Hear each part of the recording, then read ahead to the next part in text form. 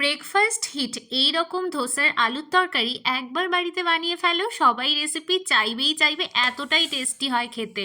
খুব একটা বেশি সময়ও লাগে না, আবার খুব একটা মশলাপাতিরও প্রয়োজন হয় না। এক আঁটি ধনেপাতা থেকেই ধনেপাতা নিয়ে নিলাম, ধুয়ে পরিষ্কার করে আগে থেকেই নিয়ে নিয়েছি, ধনেপাতাগুলোকে ছাড়িয়ে নিলাম। আর কারি পাতা নিয়ে নিলাম বেশ খানিকটা, আগে থেকেই আলু সেদ্ধ করে রেখে দিলাম। এরপরে কড়াই খুব ভালো করে গরম করে পরিমাণ মতো সর্ষের তেল দিয়ে 1 চা চামচ মতো কালো সর্ষে দিয়ে দিলাম, কাঁচা লঙ্কা 3টে চিড়ে দিয়ে দিয়েছি, 2টো শুকনো লঙ্কা দিয়ে দিচ্ছি, আর কারি পাতা দিচ্ছি। 1 চা চামচ মতো দিয়ে দিলাম হলুদ গুঁড়ো। এবারে বেশ ভালো করে ফোড়ন দিয়ে নেব। আজকের এই রেসিপিটা যদি তোমাদের ভালো লেগে থাকে অবশ্যই শেষে লাইক, কমেন্ট, শেয়ার আর সাবস্ক্রাইব করে দিও। এইবার সেদ্ধ করা আলুগুলোকে ভেঙে দিয়ে দিচ্ছি।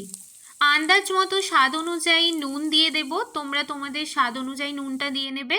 এবারে খুব ভালো করে আলুটাকে ফোড়নের সাথে মিক্স করে নেব আর বেশ খানিকক্ষণ ধরে ভাজবো।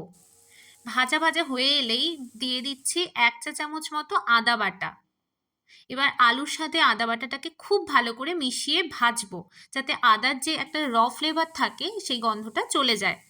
বেশ ভালো করে ভাজা হয়ে এলেই ওপর থেকে যোগ করছি ধনেপাতা। ধনেপাতার যে স্মেলটা আলুর পুরের স্বাদ আরও দ্বিগুণ বাড়িয়ে দেয়। আলুর পুর রেডি হয়ে গেছে, ধোসার সাথে এইবার সার্ভ করে নেব। ধোসা আগে থেকেই বানিয়ে নিয়েছি, চাটনিও বানিয়েছি, রেসিপি দেওয়া থাকলেও তোমরা চেক আউট করে নাও।